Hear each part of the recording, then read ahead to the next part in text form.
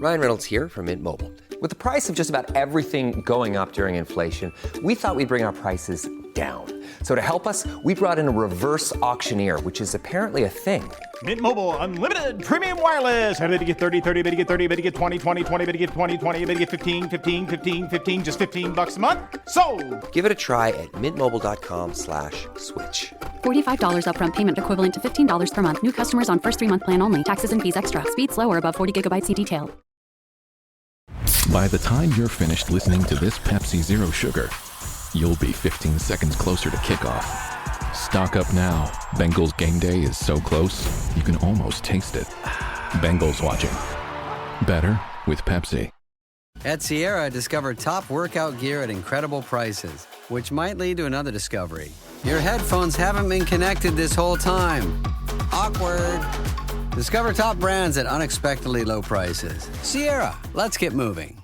Thanks for choosing this free Anfield Index podcast. If you'd prefer to listen to this or any of our other shows without adverts, then now's the time to check out Anfield Index Pro. With AI Pro, you can supercharge your entire listening experience. You'll not only get all of our podcasts without the ads, but you'll have them far faster with our Quick Publish feature available exclusively for subscribers. AI Pro also puts you in the heart of our sound studio, with an option to listen to many of our shows live and interact with the podcasters in real time as the shows are recording. Upgrading couldn't be easier. AI Pro is available on all popular podcast platforms.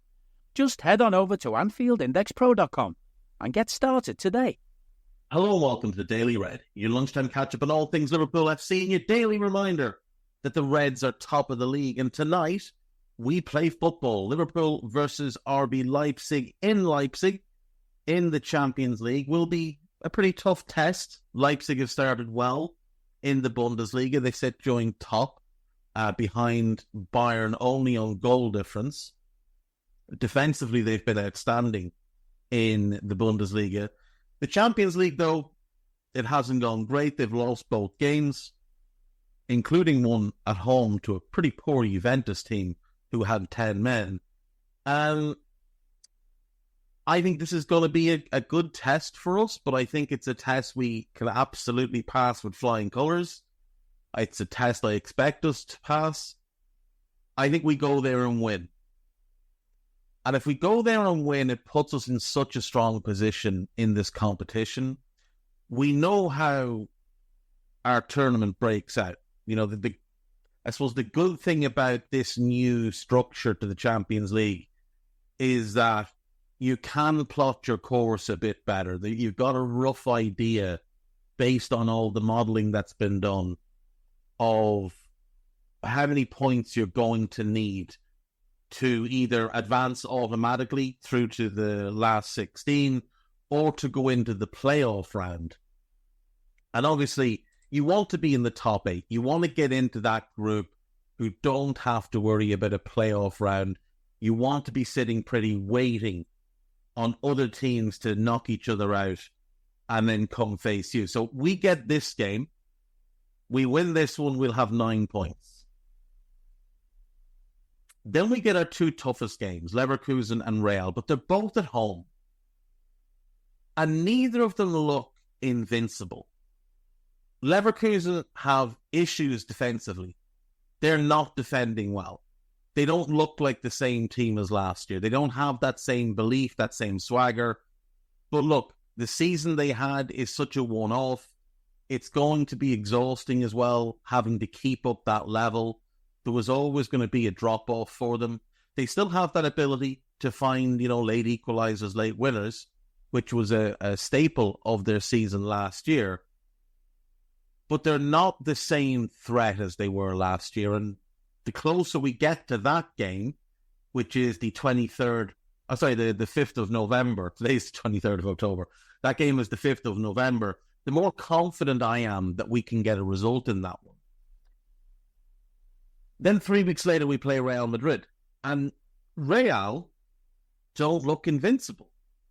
You watched them last night. They go 2-0 down to Borussia Dortmund. Could easily have been 3 or 4. Dortmund had a couple of other big chances that they missed. They did roar back, and to be fair, they win 5-2, and, we know the firepower they have with Vinicius, with Mbappe, with Jude, with Rodrigo, with Arda Güler coming off the bench. We know they've got immense amounts of talent. But at Anfield, maybe there's a result there. Let's say we take 4 points from those two games. Well, that gets us to 13.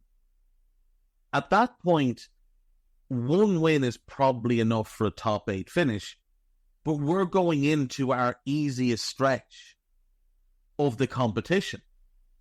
We played Girona away. With the greatest respect, they're not as good as they were last year, and we would have beaten them last year regardless. Then we play Lille. They're not as good as they were last year, and we would have beaten them last year. And then it's away to PSV. Now, credit to them, they got a good result last night away to Paris Saint-Germain. But again, we should be going there and winning that game. That's potentially 22 points for us. Unbeaten through the 8 games, 7 wins and a draw. That's not outside the capability of this team. And that would put us in a great position. It would mean then we get some time away from the Champions League while the knockout phase or the playoff round takes place, and we just wait to see who we draw in the last 16. Things are looking bright for us in this competition, and obviously in the league as well, but we can talk about the league tomorrow. Today we need to focus in on this game, and this is Anfield have their usual 10 key things to know as top meets bottoms. Obviously, we're in the top group having won both of our games thus far. They're in the bottom group having lost both of their games thus far. No Jota and no Chiesa for Liverpool. Arne Slot has explained that Diogo Jota has bruising in his upper body, but did not offer a timeline for his return. And Chiesa, there's a piece on him, we'll get to it, but he's out. Conor Bradley is out, and obviously Alisson and Harvey are also out. The 21-man squad that travelled is Kelleher, Yaros and Davies as goalkeepers, Van Dijk, Kwanzaa, Kanate, Gomez, Trent, Costas and Robbo as defenders, Alexis, Szoboszlai, Curtis, Endo, Gravenberch, Morton and Trainiani as the midfielders. And the forward players then, Salah, Gakpo, Diaz and Darwin. So it's in the forward line that we're currently a little bit short of numbers. I mean, Conor Bradley being out, you'd hope the kid recovers fairly quick. But we have Trent, we have Joe Gomez. We're absolutely fine at right back. If all comes to all, Curtis Jones could fill it. Gravenberch could fill it. There's players that could fill in at right back. In midfield, we're fully loaded. In the attack, we're missing Jota, Chiesa. And I would include Harvey more in that forward group of players than the midfield group of players. I just don't think he has what it takes to play in midfield for this team under this manager. So hopefully they work their way back fairly quick. Contrasting form for Leverkusen, really good domestically, not as good, not good at all in the Champions League. Their possible lineup here, Gulaxi, Klosterman, Urban, Lukeba, Gertrude, Haidera, Vermeeren, Nusa. Vermeeren I wouldn't be certain of. I think they might go with someone a little bit older, more experienced, more defensive-minded. Especially with Nusa playing as a wing-back because he's a natural front three player. And then Xavi Simons behind Sesko and Openda. Sesko and Openda are the one concern for us. That front two, the way they work together, the fact that they're a front two is unusual in the modern game. So that's the one thing we need to be switched on with. And then somebody from the midfield needs to ensure that they're picking up Xavi Simons when he drops into central areas. He'll spend time in the wide areas. The fullbacks have to know when to switch on to him. Our wingers are going to have to track back. That includes Mo having to track back on Nusa, which isn't ideal. but you can't let Nusa and Simmons get 2v1 against Trent because Ibu cannot cover a cross if he's also having to deal with a striker. So Mo and a midfielder are going to have to get back and be support there. Expecting changes from Slot. Arne Slot has not made more than 2 changes to his lineup in the 2 previous Champions League games. That is surely to change. Predicted Reds 11 here: Kelleher, Trent, Quansah, Van Dijk, Tsimikas, Gravenberch, Szoboszlai, McAllister, Salah, Diaz, and Nunez. Personally, I would be starting Curtis Jones in midfield. I would be starting Cody Gakpo in the front 3. So, you want to be a marketer. It's easy. You just have to score a ton of leads and figure out a way to turn them all into customers. Plus, manage a dozen channels, write a million blogs, and launch 100 campaigns all at once. When that's done, simply make your socials go viral and bring in record profits. No sweat. Okay, fine. It's a lot of sweat. But with HubSpot's AI-powered marketing tools, launching benchmark-breaking campaigns is easier than ever. Get started at HubSpot.com/marketers. When you need mealtime inspiration, it's worth shopping Kroger for thousands of appetizing ingredients that inspire countless mouth-watering meals. And no matter what tasty choice you make, you'll enjoy our everyday low prices. Plus, extra ways to save, like digital coupons worth over $600 each week and up to $1 off per gallon at the pump with points. So you can get big flavors and big savings. Kroger, fresh for everyone. Fuel restrictions apply. I think I agree with the defence. I think I do. The travelling cop. Liverpool have been allocated 2,294 tickets at the Red Bull Arena, and standing tickets were priced at just £13.47, which led to quite a positive reaction. Look, you see it all the time with German clubs. Like, they don't price gouge their fans. That's the one thing that no matter what your views on the quality of the Bundesliga or anything else, you could never, ever accuse the clubs of not putting fans' interests into their budget. They could triple the prices and people would still go. But they don't. They take a bit of a hit because they understand that it's more important to have that stadium full and have it loud and have those fans passionate and fired up. Have the fans know that the club cares about them as much as they care about the club. And I wish it was something English clubs took more of an approach with. Like, realistically, for FSG, for United, for Arsenal, for Chelsea, for City, for Spurs, for Newcastle, for Villa, for all these big clubs, there is a world in which they could easily drop ticket prices by half. And if they all were in agreement to do it, they could drop ticket prices by half and still be making stupid amounts of money. And imagine the goodwill that would bring. And here's the thing. If you're not price gouging people on tickets, they're more likely to buy a program, a pie, a pint, whatever. So you can make the money back in other ways, but, you know. An early club record on the line. Liverpool has started this season with few troubles and could set a club record with another win at Leipzig. It would be the first time in club history where Liverpool had won their first 6 away fixtures in a season. Dominic Szoboszlai says he can play even better. I agree, Dom. I absolutely agree. He is playing much better than people are giving him credit for, because morons on social media have, you know, preconceived ideas about what players in certain positions should be doing. And because Dom plays a 10, they think he should be getting goals and assists every week. And they ignore the fact that he's having to do an immense amount of work off the ball to help out behind himself. Like, look at where he was picking the ball up on Sunday. He's picking the ball up. His average position to pick the ball up was deeper than Jones and deeper than Gravenberch. Are Leipzig missing any players? Openda was a doubt, but he's good to go. Haidir is good to go. Javerschlager is out with an ACL tear. David Rom is out with a ligament injury. Nicholas Sievold is out with a groin injury. And Ouedraogo is out as well, though I'm not sure why. Schlager, Ram, and Sievold are big losses, to be fair. The referee is Sandro Schreier. He is from Switzerland. It's the first time he will referee a Liverpool match.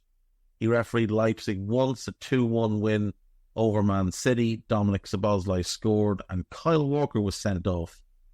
Stefan de Almeida and Jonas Erni are the assistants, and the VAR will be Fadai San. And finally, This is Anfield will have their live blog going from 7:15. It's young Henrold in control. He will probably say something outrageous at some point because he's young Henrold and that's what he does. There's some potential lineups here. Let's have a look. What have you got for me? So this one here has Kelleher, Trent, Kwanzaa. Oh, this is the one I read out earlier.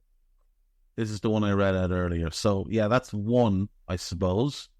Do you have another one for us? Kelleher, Gomez at right back, Kanate, Van Dijk, and Tsimikas.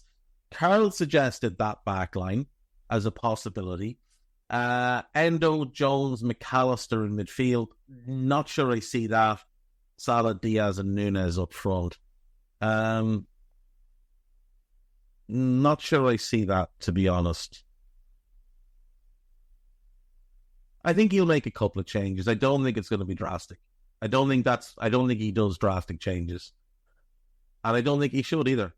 Let's see now. Federico Chiesa, Liverpool absence explained as Arne Slot provides update. Chiesa will miss his fourth consecutive game when Liverpool play Leipzig. Yada, yada, yada. With Federico, although it's a bit more difficult, it's a bit more simple to explain.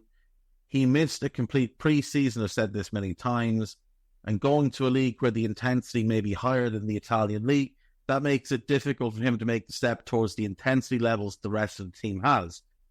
That has not so much to do with the Italian league or the Premier League, but has more to do with him missing a complete pre-season. Then it is so difficult for every player to, when the games are constantly there, to build them towards the levels we are at. So difficult to say, but it's a big disappointment for him that he's going to be in and out of the training sessions all the time. Feel sorry for him, but he signed a long-term contract, so we will see what he brings for us. But at the moment, unfortunately for him, he's been with us one or two times in the team selection, no more than that. So, yeah, it sounds like it's something fairly minor, but something they're also being very cautious with. And they're trying to basically give him a pre-season now and work him back to fitness and work him then to the intensity levels that the rest of the squad are at. Impressive Liverpool left-back dealt injury blow. We'll come back to that. Liverpool youngster wows fans with outrageous goal. That was Luis Kumas, scored a cracking kind of overhead. Not kind of, I don't know. For Stoke. Arsenal have been dealt another key injury. It looks like Calafiori might be out for a while. But there are some suggestions that Bukayo Saka is expected back. Let's see. French report claims Liverpool interested in Castello Keba despite new contracts. So he has signed a 1-year extension. But the belief is that that's largely to change the buyout clause more than a suggestion that they're not willing to sell him in the summer. He would fit like a glove into how we play. He really would. He would fit like a glove. Obviously, Gvardiol was the one to go get. We didn't get him. Calafiori would have fit perfectly. But as I said at the time, that when Arsenal got him, didn't. I think the injuries put us off. He missed the better part of 2 years with an ACL injury. It was a very, very bad one. And I suppose the doubt is whether he's ever going to be able to continually stay fit. Now, he'd been all right last year, but his track record prior to last year was not good. And I reckon that's what put us off. You can say, oh, we signed Chiesa, but it was like 10 million. It's a different thing. Luke Chambers, who's on loan at Wigan, has suffered a disappointing injury blow and will be out until the new year. That's not ideal. He has a back injury. Doesn't look too good as a prognosis, says Wigan manager Sean Maloney. Well, hopefully he comes through that okay and gets back in the new year and refines his form, because he's a very talented young player. AnfieldIndex.com.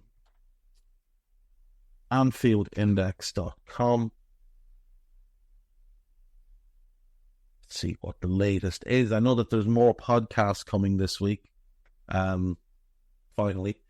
International break, so you just can't get the stars to do the work.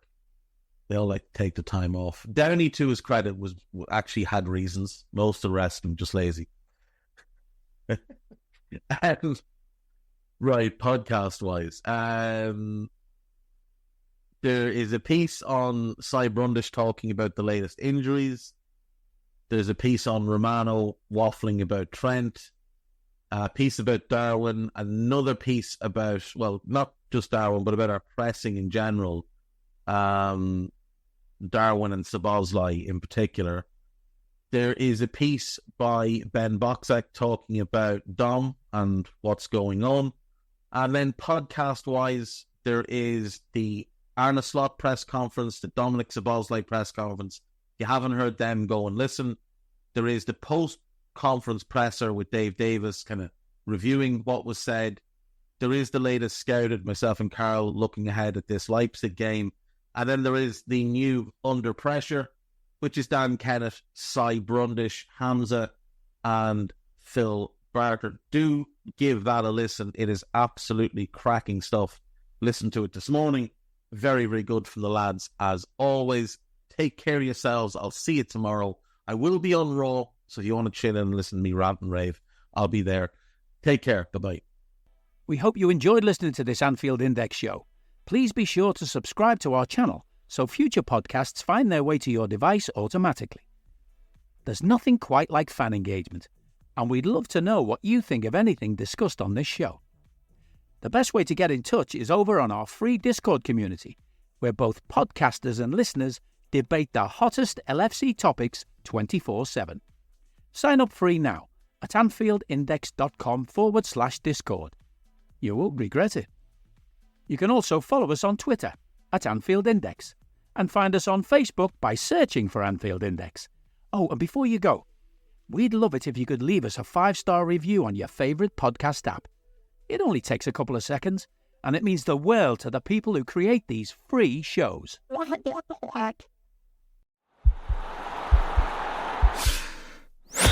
This podcast is part of the Sports Social Podcast Network.